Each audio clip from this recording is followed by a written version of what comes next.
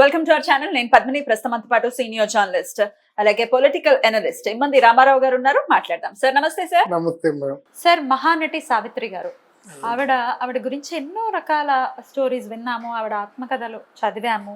Definite గా ఆవిడకు ఉన్నటువంటి ఔదార్యం వేరే ఏ నటికి ఉండదు అన్న విషయం అందరికీ తెలిసినటువంటిది, కొత్తగా చెప్పాల్సిన అవసరం లేదు. అయితే ఒకానొక సందర్భంలో ఒక సభలో, వాణిశ్రీ గారు ఏర్పాటు చేసిన ఒక సభలో, అందరు హీరోయిన్స్ ఉన్నటువంటి ఆ సభలో సావిత్రి గారు అందరినీ చెడామడా వాయించి పడేశారు అనే మాట ఒకటి వినపడుతూ ఉంటుంది.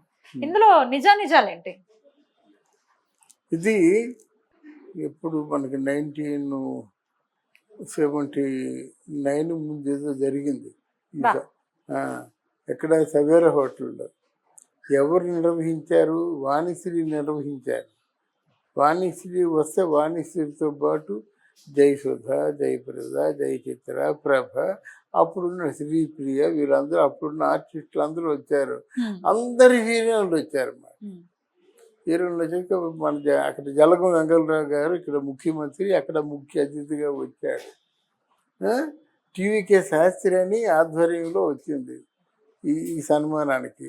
అప్పుడు టీవీకే శాస్త్రి కొంచెం సాహితీ ప్రియుడు, అంతకుముందు కళాసాగరు నిర్వాహకుడు అన్నమాట. ఆయన పిలిచారు కాబట్టి వీళ్ళందరూ ఉన్నారు కాబట్టి వచ్చింది. కానీ షీఈ్ నాట్ ఇంట్రెస్టెడ్. అసలు ఆ సభలకు రావడం ఇంట్రెస్ట్ కాదు. ఎందుకంటే ముందు ఏంటమ్మా ఇలా ఉన్నావు ఏదో అంటుంటారు అన్నమాట. అప్పటికే చితికిపోయినటువంటి సందర్భమా? బాగా బ్రోకెన్ అయిపోయింది. అందువల్ల ఒప్పుకోలేదు. తర్వాత మొత్తానికి భగీరథుల్లాగా ప్రయత్నం చేసి ఒప్పించి వచ్చాడు. అప్పుడు నేను కొంచెం సావిత్రమ్మకి కొంచెం బాగా అనుకూలంగా దగ్గరగా అంటే ఆ ఇంటికి వెళ్ళి వస్తున్న వ్యక్తిని నేను ముందు వరుసలో కూర్చొని అలా గమనిస్తూ ఉన్నాను. ఆవిడ్ని జలగం వెంకటరావు గారు మాట్లాడుతూ మహానటి సావిత్రి బాగా చిక్కిపోయింది అని అన్నారు. సభలో బాగా చిక్కిపోయింది అని చెప్పబోతున్నాడు. అంటే పాజిటివ్గా టక్ పని మంచిగా మైక్ అందుకుంది. మహానటి కానో తెలియదు కానీ నేను ఎవరికి చెక్కను, సన్నబడతాను ఇచ్చారు. అట్ట మీద ఉంది జలగం. అమ్మో నాకు ఈ సినిమా భాష నాకు రాదమ్మా, కానీ అంటే మీరు ఇలాగ సన్నమయ్యారని చెప్పడం, దాని బదులు చిక్కిపోయారని చెప్పి నేను నోరు తెరవలేదని క్షమాపణలు చెప్పుకున్నాడు. అందరూ చీరలు తర్వాత అంటే అందరూ చీరలే పెట్టారు, పెద్ద విలువని ఏం పెట్టలేదు. బజారు లాగారన్నమాట. అంటే వీళ్ళ సావిత్రిలాగే నువ్వు యాక్ట్ చేస్తున్నావు అని వాణిశ్రీని అంటారు, సావిత్రిలాగే యాక్ట్ చేస్తానని జయసుధని అంటారు. వీళ్ళందరూ మీ ఆశీర్వాదాలు కావాలి, మీ బాటలో నడిచేలాగా వచ్చామని చెప్పడం కోసం జయప్రద వీళ్ళందరూ ఆవిడకి చెప్పడం కోసం చేశారు. చేస్తే అమ్మ పద్మిని తల్లి చివరిలో ఆ సావిత్రి గారిని చాలా పెద్ద రైటర్ అంటాను. ఎందుకంటే చాలా మంచి భావుకత మైక్ ముందుకు వచ్చింది. అందరూ ఏంటి చిక్కాను అంటారు. ఎవరికి చిక్కుతాను నేను? ఎవరికి చిక్కగలను నేను? ఆ మాట అన్నదే చెప్తూ మీరు అందరూ కూడా దేవత దేవత దేవత అంటున్నారు. అందుకే మద్రాసు దూరంగా ఊరి పొలిమేరల వరకు తరిమేశారు. ఆ దేవతకైనా సముద్రానికి ఒకసారి వచ్చి పలకరించి పసుపు కుంకాలు ఇస్తారు కదా, పట్టుచీరలు వద్దు, కనీసం పలకరించారా? ఎలా వస్తాను మీ దేవతని నేను? 2 మాట. 3 నిర్మోహమాటంగా ఇలా ఎంత ఎవరైనా సరే ఒక్కసారి వచ్చి నాకు ఇది నా పట్టు చీరలు వద్దండి, బంగారు నగలు వద్దండి, ఏ వద్దు, నాకున్న నైటీలు చాలు, నాకున్న చీరలు చాలు. కానీ మీరు ఇలాగ సభ పెట్టి నాకెందుకు అందరిలో తీసుకొచ్చి నాకు చిరాకే కలిగిస్తున్నారు. దాన్ని నేను అంటే బాధపడడం కాదు, కానీ ఇది నిజంగా ప్రేమ అనే అనుమానం నాకే కలుగుతుంది. ఇంతమంది వచ్చారు. నిజమేనా సార్? ఎవ్వరు వచ్చి పలకరించిన దాఖలాలు అదే అండి. సంవత్సరానికి ఒకసారి కనీసం ఎవరైనా పలకరించారా? ఎక్కడ మడవ లాంటి ప్రాంతం, అన్నానగరు, అప్పటికి వెళ్ళిపోయిందంటే అక్కడ బాగా 500 రూపాయలకి ఒక సింగిల్ బెడ్రూమ్ ఉంటుందని వెళ్ళిపోయింది కట్టుకోలేక.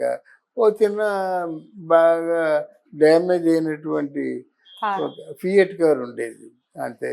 ఆ ఈ షీల్డ్లు బంగారు షీల్డ్లు వెండి షీల్డ్లు తెలియదు ఆవిడకి. అంతే తెలిస్తే అవమ్మనే కొన్ని లక్షలు వస్తాయి. తెలిసిన వాళ్ళు ఆవిడకి అంటే అవన్నీ తెలియదు. అందుకే ఆవిడ సావిత్రి అయింది. ఈ షీల్డ్లు అమ్ముకుందాం అట్లాంటివి లేవు. అలాగే ఎవరికి అందింది వాళ్ళు తీసిపోయారు. మిగిలిన అలాగ ఉంటాయి అంతే. తర్వాత చాలా కన్నీరు పెట్టిన సందర్భం ఏంటంటే ఒక్కసారి మీరు ఎవరైనా పలకరించారా మీరు? సావిత్రి ఎలా ఉందని మీరు కనీసం అంటే సావిత్రి మీద మీకు ఏమాత్రం ఇంత ప్రేమ ఉంటే నన్ను ఖచ్చితంగా పలకరించేవాళ్ళు అని చెప్పేసి కొంచెం కంటతడి పెట్టుకుంది. మీరందరూ నన్ను ఆత్మకథ రాయమని అడుగుతున్నారు. అంటే ఆత్మకథ రాయాలంటే అప్పుడే నాగేశ్వరరావు గారు మేడ మీద ఉన్నారు సవేర హోటల్ మీద. ఆత్మకథ రాయమంటే అసలు ఆత్మీయ లేని మనుషుల గురించి ఏం ఆత్మకథ రాయమంటారు? నేను ఆత్మకథ రాయను. నాలోనే అన్నీ కట్టెల్లో కట్టిగా కారిపోయినంత వరకు ఉంటాయి. కానీ ఆత్మకథలు రాసి నేను ఎందుకు బజార్లో పడతాను, మిగతా వాళ్ళు ఎందుకు బజారుకి ఏడుస్తాను అని ఒక్కొక్కరు ఆ రోజు చివరి వరకు కూడా వాడికి ఎంత కోపం వచ్చిందంటే కనీసం సవేర హోటల్లో డిన్నర్ ఏర్పాటు చేస్తే డిన్నర్ కూడా ఉండలేదన్నమాట. అది అంత గొప్ప సున్నితమైనటువంటి నటిని మళ్ళీ జీవితంలో మరొకరిని చూడలేదన్నమాట. మిగతా వాళ్ళ రియాక్షన్ ఏంటి సార్? ఎవరైనా మాట్లాడటం గానీ చాలా బాధపడ్డారు, చాలా ప్రాధేయపడ్డారు, చాలా లంచ్లో డిన్నర్లో కూర్చోమని తిన్నారు. ఇంతమంది ఎంత బ్రతిమాలినప్పుడు కూడా అప్పుడే మీరు అందరూ పైకి వస్తారు, బాగొస్తారు. అంతేగా ఇంకో మాట చెప్పింది, మీరా నటించండి, సావిత్రిలా మాత్రం నటించొద్దు, వచ్చేసి ఒకరే సావిత్రి ఉండాలి అని అదో మాట ఉంది. ఆ తర్వాత అయినా పోనీ ఈ సభ తర్వాత అయినా ఎవరిలో అయినా ఒక్కరిలో అయినా మార్పు వచ్చిందా? ఏం మార్పు లేదు. మార్పు వస్తే ఎందుకు ఆవిడ కృంగిపోతుంది? ఆవిడ టెన్షను మానసికంగా కృంగిపోయి ఎవరో పంపించిన డబ్బు వచ్చినంత వరకు అలా వెయిట్ చేసేది మాట. ఆ డబ్బులు రానప్పుడు ప్రెషర్ కదా, టెన్షన్ కదా, ఆ మందు తాగితే కానీ బ్రతకలేని పరిస్థితి వచ్చింది. అది అందువల్ల ఈ టెన్షన్ వల్ల మందు తగ్గ భోజనం లేకపోవడం వల్ల అలా తొందరగా పోవాల్సింది కాదు. అసలు ఇంకా అనుకుంటే జమున కంటే సావిత్రి ఎంతో తక్కువ అనుకుంటా. తొందరగా పోవాల్సింది కాదు. కేవలం అది మానసికంగా కృంగిపోయి ఇంకా బ్రతికేది ఎందుకు అనేటువంటి ఆలోచనతో పోయింది మాట. మన పవన్ కళ్యాణ్ ఒక 30-40 సీట్లు తీసుకుంటే గెలిచేస్తారన్నమాట. ఇప్పుడు వేవంతా కూడా పవన్ కళ్యాణ్ వేవే బాగా హెల్ప్ చేసింది.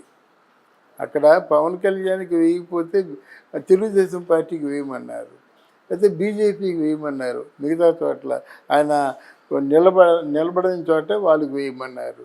కానీ అంతా ఉండి ఈరోజు చాలా పాజిటివ్గా ఉంది. అంటే ఇంత అంటే గ్యాప్ ఎందుకు ఇచ్చారో తెలియదు. కానీ రేపు రేపు ఎన్నికల్లో రిజల్ట్ వచ్చిన తర్వాత డెఫినెట్గా కూటమి గెలుస్తుంది. అక్కడ మోదీ ప్రభుత్వం గెలుస్తుంది. ప్రభుత్వం మీద కొంత వ్యతిరేకత ఉంది. ఎట్లాంటి పాయింట్స్ మీద వ్యతిరేకత అంటే అక్కడ మోదీ తాలూకు పార్టీలో కనిపించేవారు ఇద్దరే కనిపిస్తున్నారు, అమిత్ షాను మోదీని. ఏ నిర్ణయం తీసుకోవాల్సిన వాళ్ళే. మోదీ పరమేశ్వరుడు అనుకుంటే ఈయన నందీశ్వరుడు. ఇలా ఉంటారన్నమాట. వీళ్ళు మాటలు లేకుండా ఏమి జరగదు కనుక అందువల్ల మోదీకి కొంత తక్కువ రావచ్చు, గెలుస్తాడు, సీట్లు తక్కువ రావచ్చు. కాంగ్రెస్ పార్టీకి ఎంతమంది కాంగ్రెస్ పార్టీలో కూడినా ఆయనకి ఇంకా కుర్రతనం పోవటం లేదు. అంటే రాజకీయ పరిణతి ఇంతవరకు వచ్చినట్టుగా కనబడటం లేదు ఆయన మెంటాలిటీ చూస్తుంటే. అందువల్ల ఇప్పుడు ఏంటంటే ముఖ్యంగా అందరూ చేయని పనిని బీజేపీలో ఎవరు చేశారంటే 5 సంవత్సరాలుగా రామ మందిర నిర్మాణం ఎవరికీ సాధ్యపడలేదు. థ్యాంక్ యూ అమ్మా, థ్యాంక్ యూ.